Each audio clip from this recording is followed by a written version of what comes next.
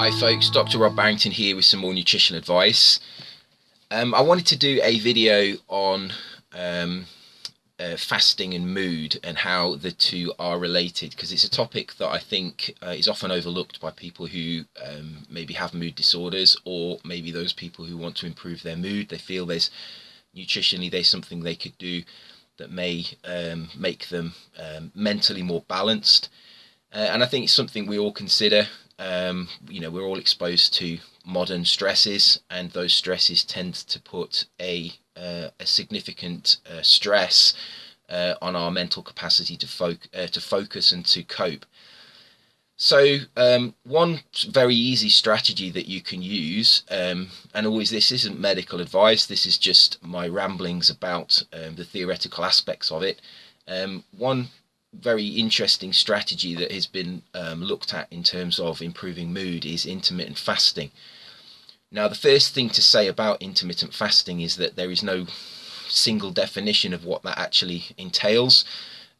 My personal definition of intermittent fasting relates to a period where you abstain from food, and that period would have to be a period that you were normally eating food. So if you change your eating pattern to have certain times where you stop eating food, that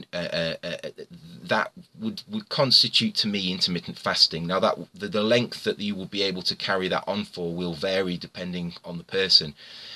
Some people intermittently fast for a day and then eat at the end of the day. But you can stretch that out to, say, 2 days and then eat, or 3 days. It depends on the person. So I don't want to give a firm definition, because I think that really depends on your circumstances and what you feel is required by you. Certainly, it's very difficult for some people to fast for more than a day. Some people find any fasting difficult. Some people find it very easy. I think it depends on the person. So the first thing to say is this is a fluid definition of intermittent fasting. Now, when you look at intermittent fasting, it has obviously a lot of health benefits, and in particular, it's a very good way to lose weight.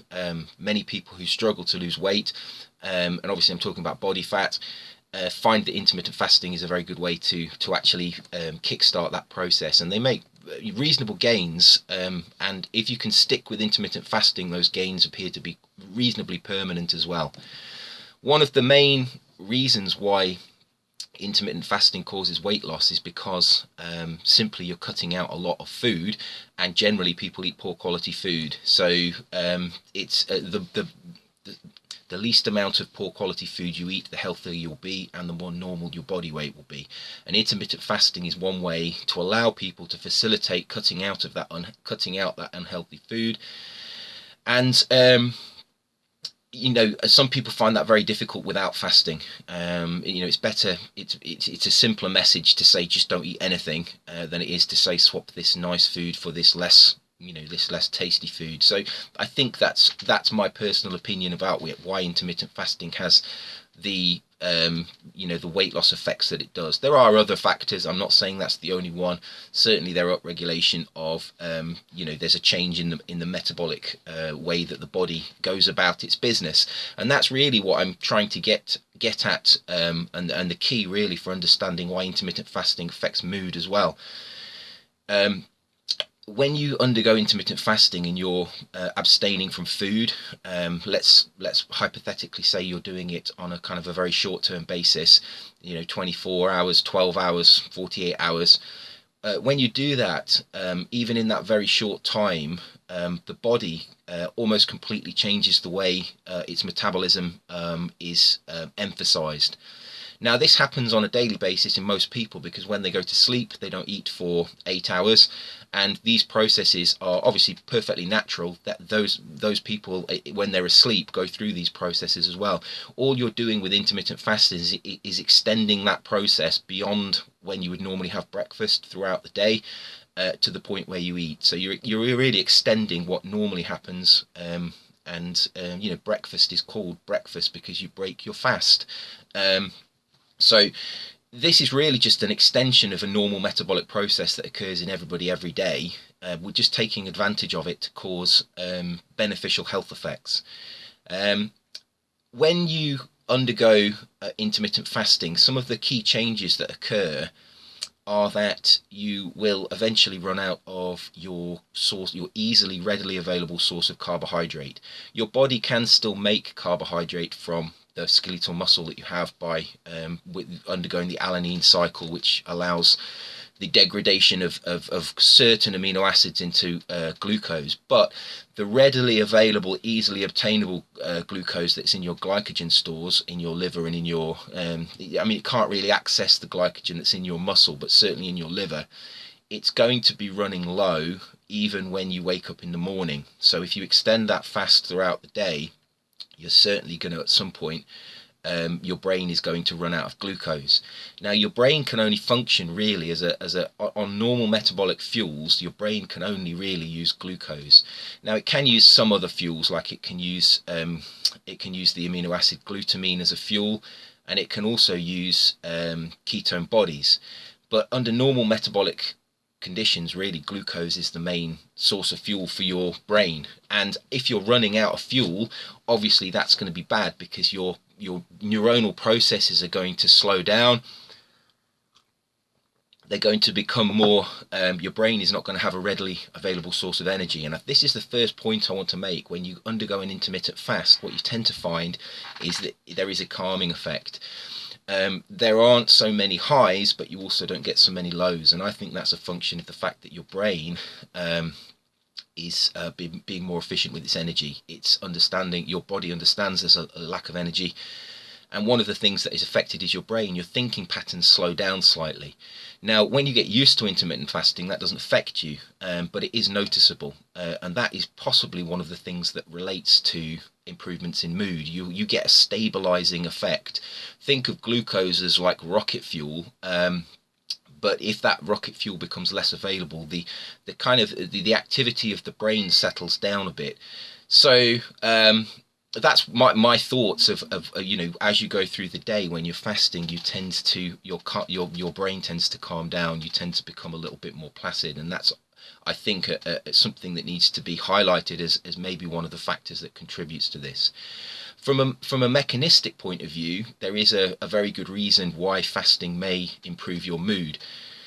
Now, again, this is theoretical, and there are a lot of theories surrounding fasting and the brain that involve serotonin, leptin, feedback of insulin. There's many of them, but I think the one that makes the most sense to me, that seems to come up time and again, is that as your body runs out of glucose, it upregulates the conversion of fatty acids to what we call ketone bodies. Now, ketone bodies are present in your metabolism all the time. It's just that they're kept at a very low level, and the metabolism and the production of them, the synthesis of them, is very low. But as your glucose levels start to run down, the cells upregulate their production of ketone bodies. And acetoacetone and hydroxybutyrate beta hydroxybutyrate are the two ketone bodies that your body produces. Now, one thing these two ketone bodies can do is they can supply the brain with energy.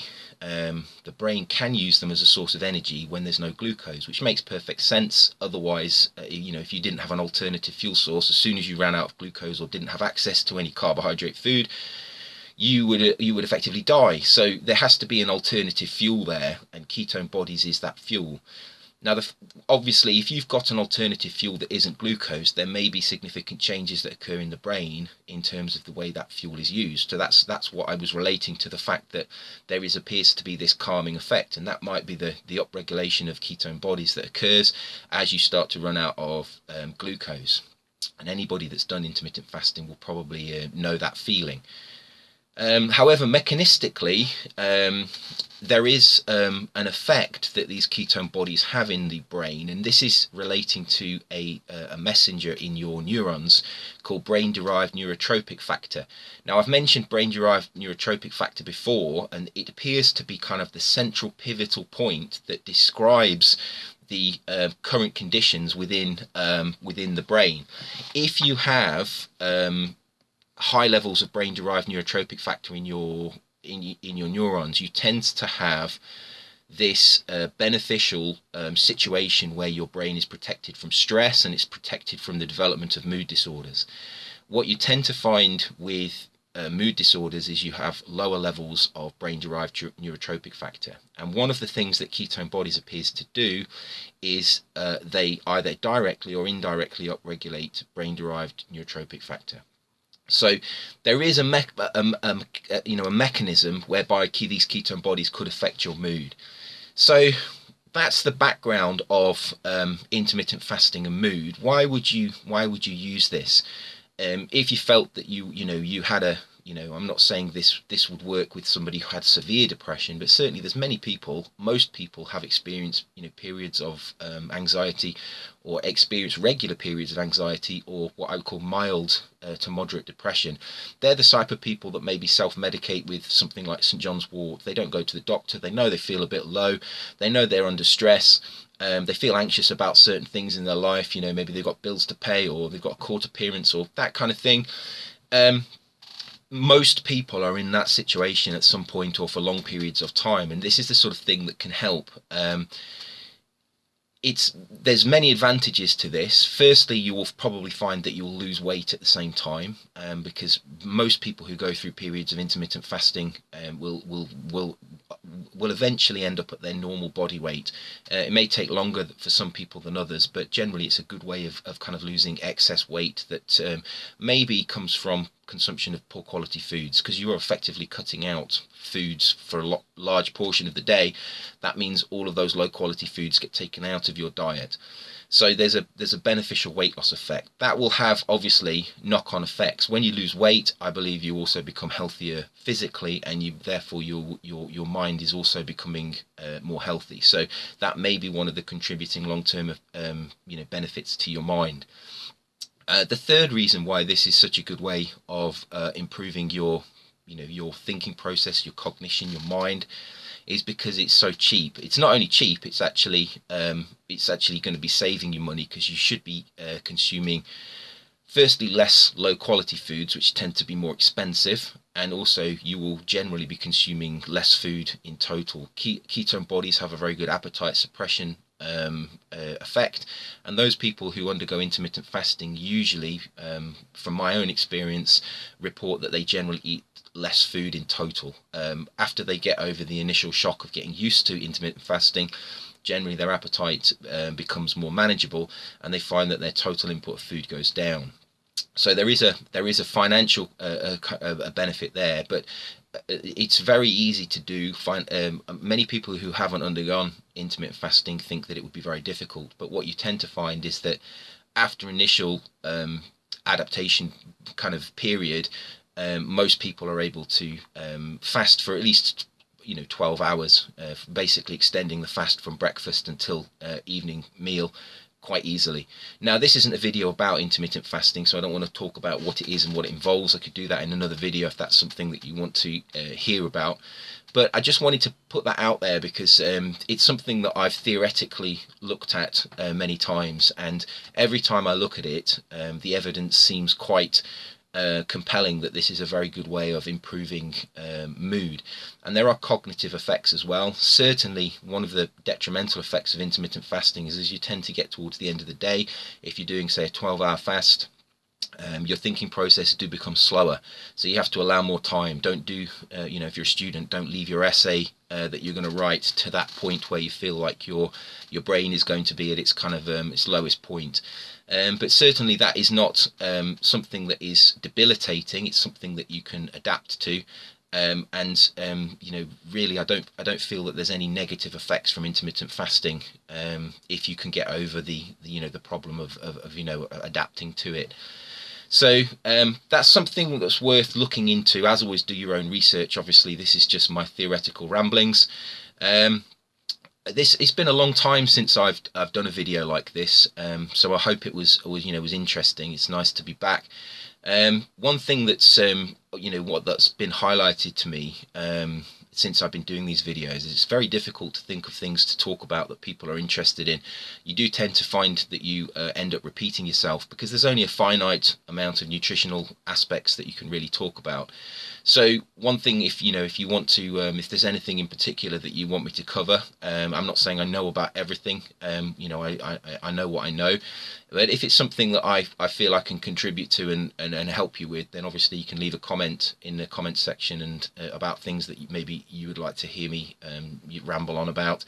And I'll try my best to give you my take on that topic. So generally, fasting appears to be a very reasonably reliable way of improving your mood. It may be a good way of reducing that mild, moderate, chronic anxiety, depression that we get from modern living. That that nagging feeling that every day when you get up there's something not quite right. That may be a very good way. Intermittent fasting may be a very good way to kind of counter some of that negative, those negative effects that you feel. So I hope you found that interesting. As always, eat well, stay healthy, and protect yourself. And I'll be back soon for another video. Take care.